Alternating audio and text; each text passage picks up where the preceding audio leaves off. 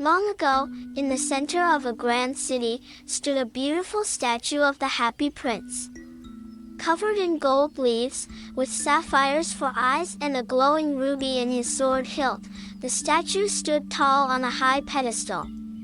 People admired it and called it the pride of the city, but below the sparkling surface, the city had another face: children in rags, mothers without food, and cold nights with no shelter. One evening, a little swallow, who was late to fly south, stopped to rest under the statue.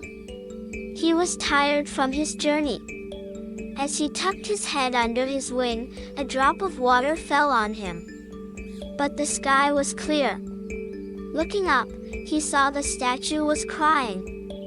Real tears rolled down the Happy Prince's cheeks. The swallow asked why the statue was crying. The Happy Prince said, "When I was alive, I lived in a palace where sorrow never entered. Now, from this high place, I can see the pain I never knew. I cannot turn away." The swallow felt a warm ache in his tiny chest. The prince asked the swallow to pluck the ruby from his sword and give it to a poor woman whose son was sick and hungry. The swallow, though cold, obeyed. He flew to the shabby house and left the ruby by the mother's sewing machine. The next night, the prince saw a young man in a freezing attic trying to finish a play. He had no fire, no food. "Take one of my sapphire eyes," the prince said. The swallow again obeyed, though the wind grew colder. Again the prince spotted someone in need, a poor match girl crying after dropping her matches in a gutter.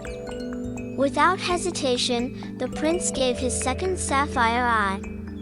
Now blind, he could no longer see suffering, but the swallow became his eyes.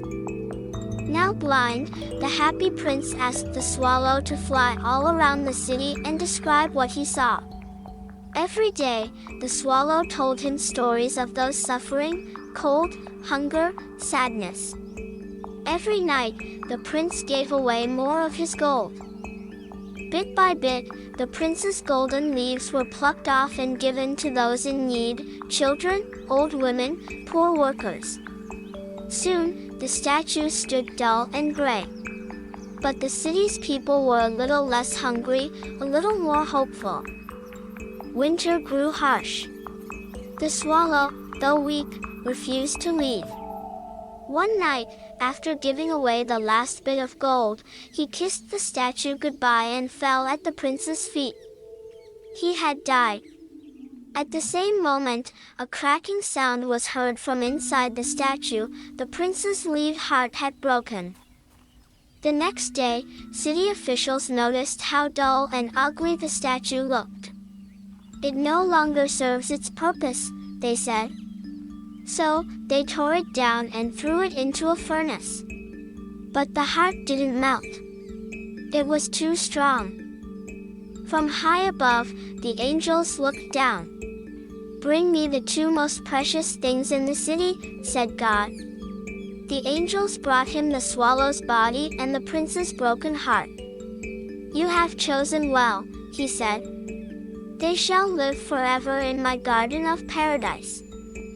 In the garden of paradise, the swallow sang again, and the prince stood radiant, not with gold but with eternal light.